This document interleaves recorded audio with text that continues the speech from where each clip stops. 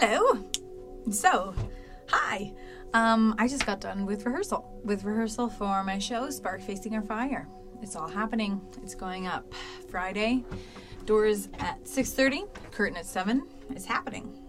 It's happening. Yeah. I'm really, really happy. But now to talk about things that aren't so happy. Whatever. Maybe they are, maybe they aren't. You know, it's just however you want to think about it. So, my root chakra. So, chakras, right? You have 7 of them. Your root is at the bottom, their root, and the top is your crown chakra. So your root chakra is at the bottom of your spine, and I'm talking in length about the root chakra, but really it doesn't quite, anyway.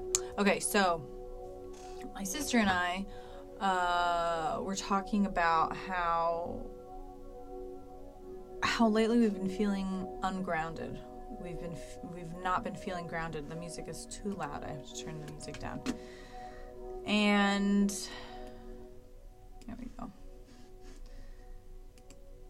And it kind of feeling ungrounded or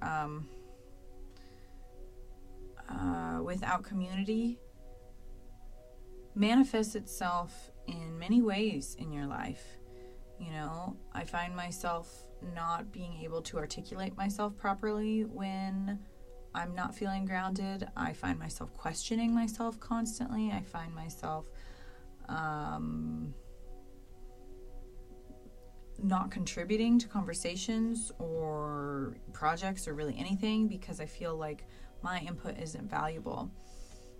And how we fix this, like the solution is in the problem, is through community, building community, I believe, becoming part of a community. When I'm feeling ungrounded, it usually means I feel like I don't have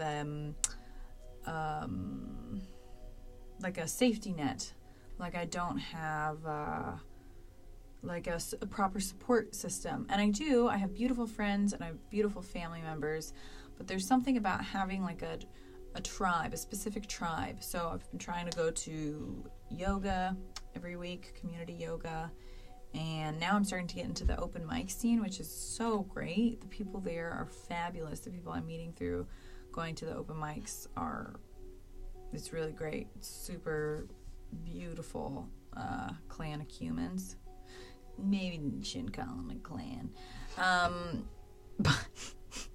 But yeah, so I can't be the only one who feels like this. I can't be the only one who feels like adrift sometimes. And part of me thinks it's like I don't know, children of divorce are more susceptible to it than others, but I know like everyone is susceptible to it. But I see, especially me being a woman, I like notice how other women act and compare myself to them. Maybe it's not healthy, but it's just, I think, what we naturally do. The way society has programmed us to whatever. Anyway. But I noticed that women with, whose fathers have been in their daily lives forever, tend to be a lot more grounded and calm and seem more secure than the other, than the alternative. And yeah, I think that goes back to your root chakra, which is your, your survival chakra, the chakra of protection, of security. And I think sometimes I don't feel protected. I don't feel secure. And it leaves me feeling very scatterbrained. Like, I'm in a spider web and I don't know which way to crawl out first. It's like, so many options. Okay, I'll just stay here. Yeah, so community for that purpose of grounding ourselves is vital, man, is vital. And it can be really easy to not feel part of a community because our cities are getting so big, our communities are getting so big. It's easy to feel lost in the shuffle, right? What was else? Oh, right. And when I was saying before, like, I can't be the only one who feels like this, yada, yada, yada. read this really interesting statistic, and it was about how it was around 40%, close to 50, around 40% of the people surveyed had admitted they hid their true emotions in their last social interaction. Usually like sad emotions, right? And man, that bites us in our ass sometimes, right? Because we don't want to show our vulnerability. So in turn, we put on this like uber positive front, when really our story could liberate other people, or our story or our feelings or our experience could connect us with someone in need. And so that's kind of why I feel, well, I just like doing vlogs because I like to fucking talk. I just love to ramble. But also, I'm just really trying to be adamant that my story is important, because a lot of times I feel like what I have to say isn't important, or it's inconsequential, or it doesn't matter, but it does. And it's not just about getting these thoughts out of my mind. It's about opening up that plane for another person to be like, hey, me too. And God, I know when someone says something like that I can relate to so deeply that I hadn't heard before, it's like a breath of fresh air. It's like I can finally relax knowing that I'm not a complete alien, just only a partial alien. And that kind of brings me to my next point. What time are we at, though? 7 minutes.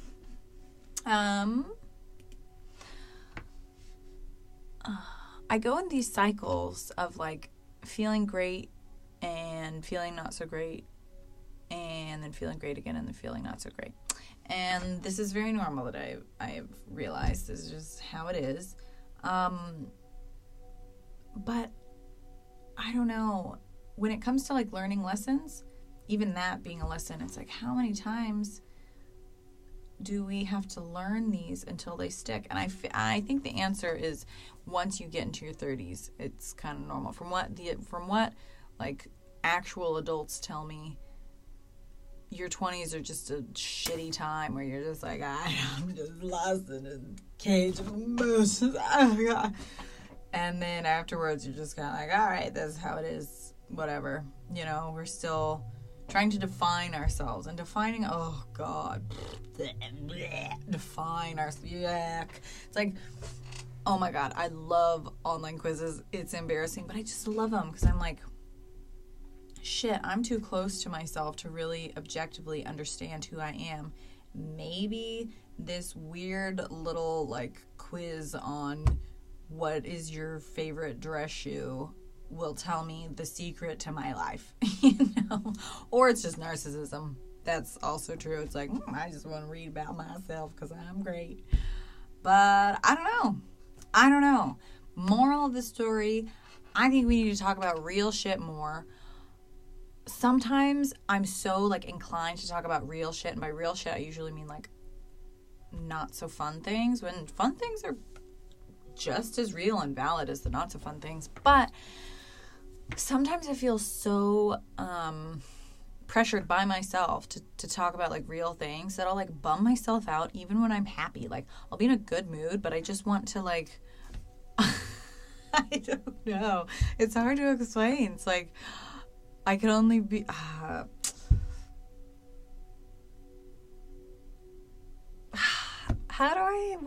why do I do that? I want to seem grounded. I want to seem, I want to talk about my experience in the entirety of the experience. So someone's like, how are you doing? And I'm like, well, sit down, relax, grab a beer.